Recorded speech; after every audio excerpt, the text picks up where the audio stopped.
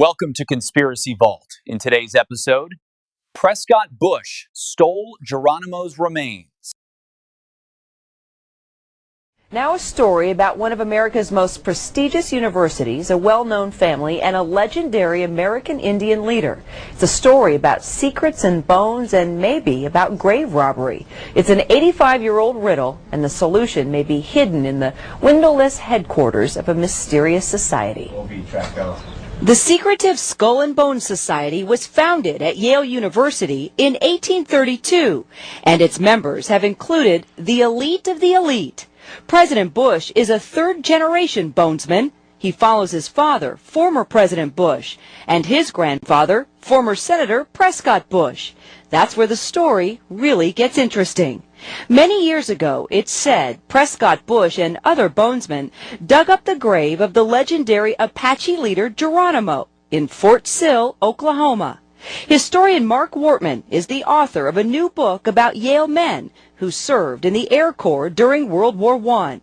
While he was doing his research, he uncovered a 1918 letter from a bonesman that suggests the Geronimo story is more than just legend. I found it and said, this is amazing. This is quite stunning to see this. It was laid out so clearly in straightforward language, saying we've got Geronimo's skull, femurs, and horse tack, and we've brought it back to the tomb, as they call it, in New Haven. Located on the Yale campus, the tomb is the windowless sanctum of Skull and Bones. Although the rituals conducted inside are shrouded in secrecy, it's said that to this very day, new members must kiss a skull during initiation rites. Are they kissing the skull of Geronimo? I think that at the time that they took it, they certainly believed that they had his skull, his femurs. Whether that's true or not, nobody at this point can know for sure until they bring it back out and let it be tested. Geronimo's great-grandson, Harlan Geronimo, wants answers. I'm willing to volunteer and have my DNA taken and the DNA from the skull and do a genetic makeup. Geronimo says he's hurt by the possibility his famous ancestors' bones were stolen and could possibly be a part of student rituals. So now the great-grandson of Geronimo is asking for help from the grandson of Prescott Bush. I like to see, President Bush get involved in this issue and help return, the remains that was taken and also the artifacts that was taken back to the family, and have a proper burial, and restore the dignity back to my great-grandfather. For now, the mystery continues. Does the club Skull and Bones have the remains of Geronimo? And if so, will it return them? If they do have his skull, if they are using it in these kinds of rituals, they need to stop. And they need to understand that they're harming the legacy of Skull and Bones. Correct. According to Apache tradition, when you desecrate a grave of this nature, you upset the spirits. And sooner or later, the spirits will come after you.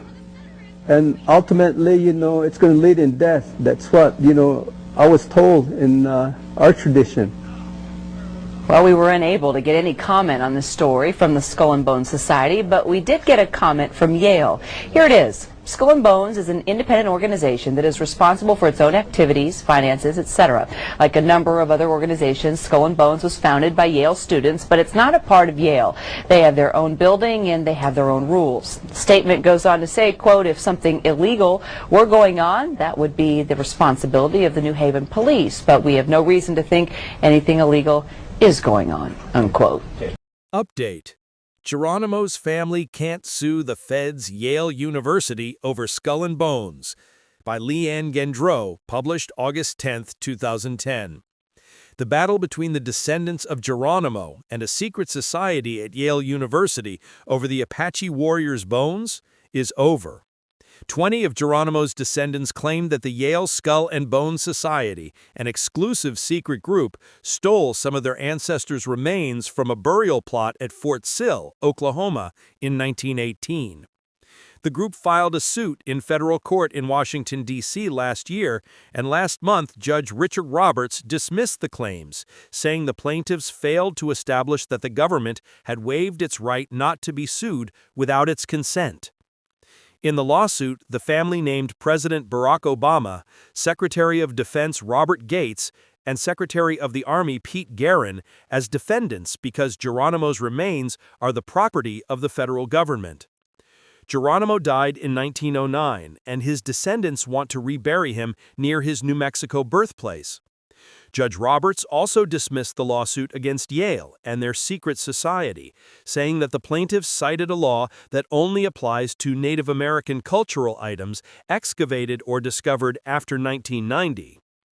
It is rumored that Prescott Bush, father of George H.W. Bush and grandfather to George W. Bush, was involved in taking the remains from Geronimo's grave and bringing them back to their society in New Haven, a claim that has been disputed for some time.